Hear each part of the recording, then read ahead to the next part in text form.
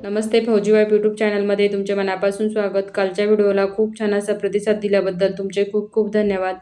बाजारातील भेसळयुक्त पनीरला रामराम करून आज आपण ताकाचा वापर करून पौष्टिक पनीर बनवणार आहोत. चला तर मग रेसिपी बघूया. यासाठी मी इथं 1.5 लिटर दूध घेतलेलं आहे आणि 1 ग्लास हे ताक घेतलेलं आहे. दूध आपल्याला चांगलं कडकडीत गरम करून घ्यायचं.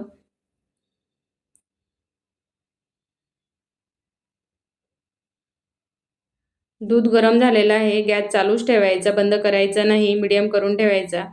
आणि यामध्ये आपल्याला एका हाताने ताक टाकायचं आणि सराट्याच्या किंवा चम्मचच्या साहाय्याने एका हाताने याला मिक्स करून घ्यायचं.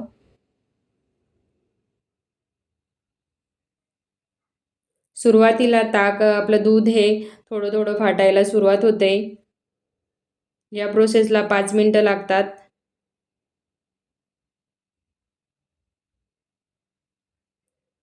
जर ताक कमी आंबट असेल तर यामध्ये थोडं जास्तही वापरलं तर काहीच फरक पडत नाही.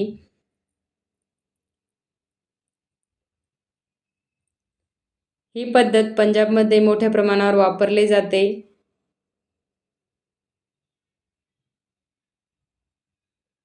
₹1 खर्च न करता आपण अशा पद्धतीने पनीर बनवू शकतो. आजकाल तर जास्त पनीरमध्ये भेसळ बनत आहे. युरियाचा वापर करून भेसळयुक्त पनीर बनवतात. त्यामुळे महाराष्ट्रात तर बंदीच घातलेली आहे.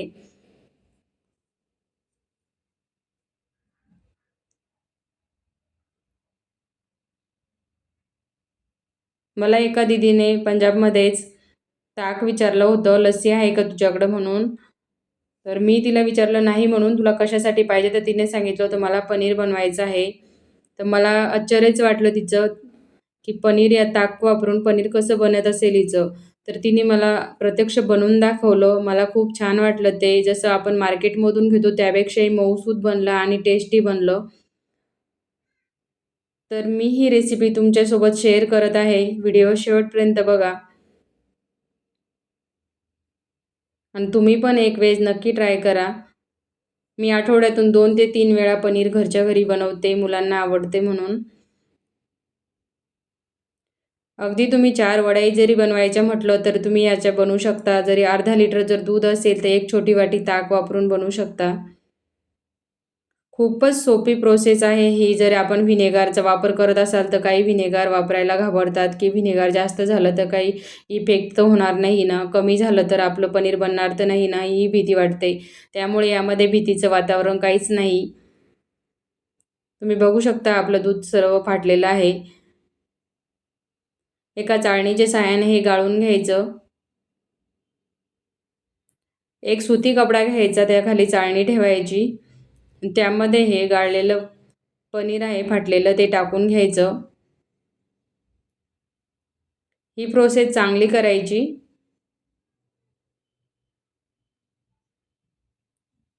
कपड्यामध्ये टाकल्यानंतर आपल्याला 2 ते 3 पाण्याने चांगलं स्वच्छ धुवून घ्यायचं. धुवून घेतल्यानंतर आपल्याला यातलं सर्व पाणी काढून टाकायचं. पाणी काढल्यानंतर याची एक गाठ बांधायची.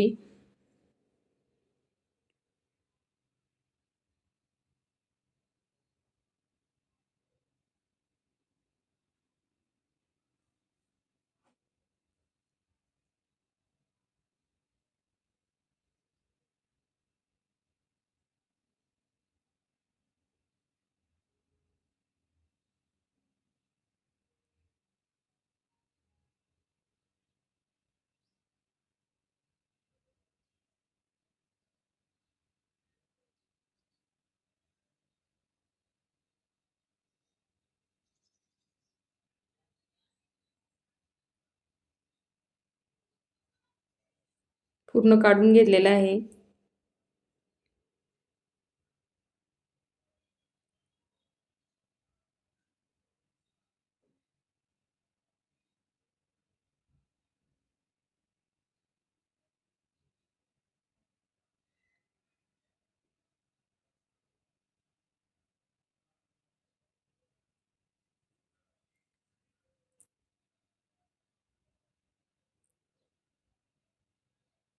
याची आपल्याला गाठ बांधून याच्यावरती एखादं जड पातेलं म्हणा किंवा काहीतरी जड वस्तू ठेवून आपल्याला 5 ते 6 तासासाठी ठेवून द्यायचं आहे.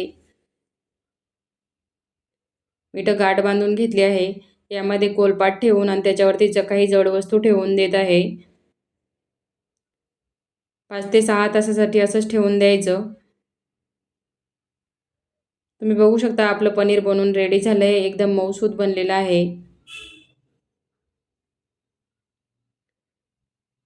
ही रेसिपी जास्तीत जास्त शेअर करा जेणेकरून माझ्या माता भगिनींना उपयोगी पडेल. तुम्ही बघू शकता आपलं पनीर एकदम मऊसूत बनून तयार झालं आहे. तुम्हाला ही रेसिपी कशी वाटली नक्कीच कमेंट करून सांगा. व्हिडिओ आवडल्यास व्हिडिओला लाईक शेअर करा सबस्क्राईब करा. भेटू आपण पुढच्या ब्लॉगमध्ये. जय जिजाऊ.